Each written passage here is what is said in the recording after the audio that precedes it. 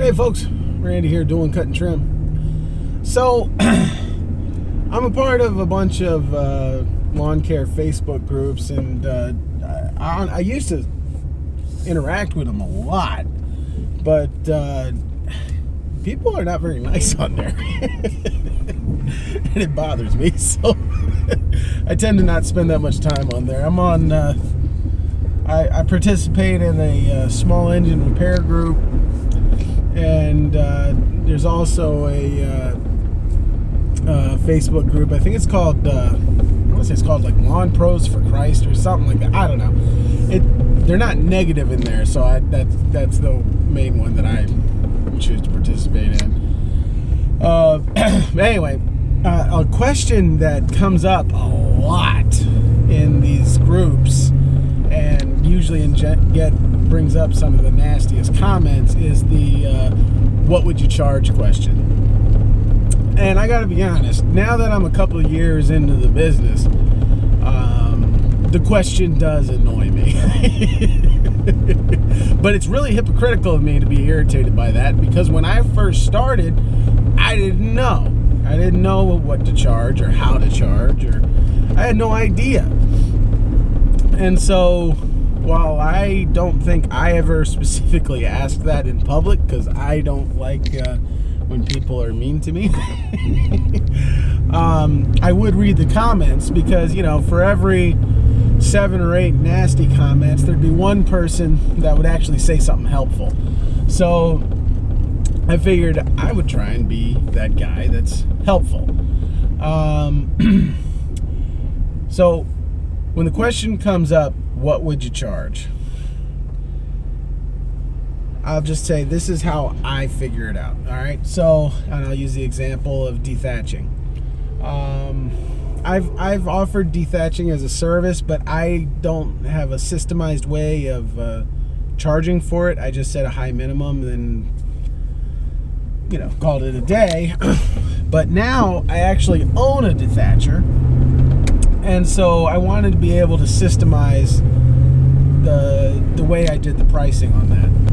And so it was really convenient for me. I have access to a 1,000 square foot front yard, and that's very useful for determining what to charge for different types of services. So in the video that I believe I've already started and you're watching while you're listening to me,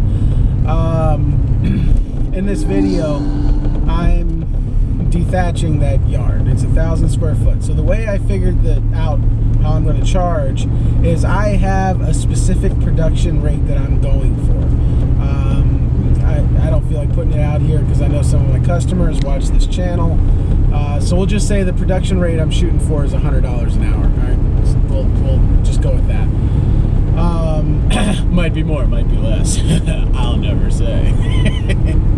So, keeping that production rate of $100 an hour in mind, I hit start on the stopwatch and I begin to dethatch the property.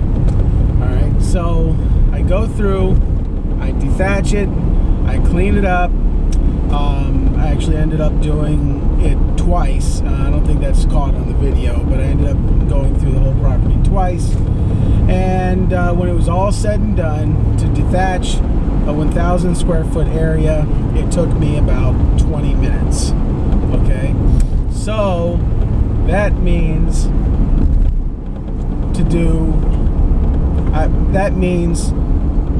it would take me 60 minutes to do 3,000 square feet, because that's how math works.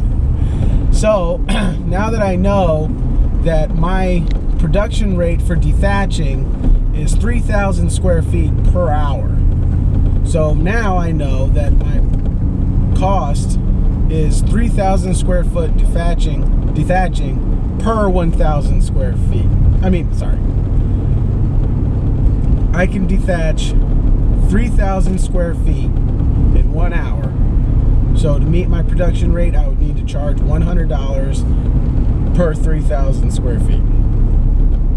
So to make that into numbers that are easier to deal with, because nobody wants to hear about time frames, I can simplify that math and say I'm going to charge $33 per 1,000 square feet to dethatch. I don't like dealing with odd, weird numbers like that, so I'll just round it up to 40. I charge $40 per 1,000 square feet to dethatch. So based on my production rate that I'm going for, I'm able to perform the service for free on a property that I have access to. And then based on that, based on the time it takes, the size of the property, and my what do you call it, production rate, I'm able to determine a price. And that's how I determine what I want, what I charge. Okay, I use that method for everything. I use it for hedge trimming. I use it obviously for dethatching. I use it for aeration. I use it for lawn mowing. I use it for edging. I literally, that is my formula. That is what I use when determining what I'm going to charge for any service. So I hope that's helpful to you. I hope you're able to utilize it. When you first start in business, that process can actually be pretty overwhelming. I understand that. But trust me, that's the process that'll work. And the nice thing is, when you determine your pricing based on the tools you have now, the chances are you're going to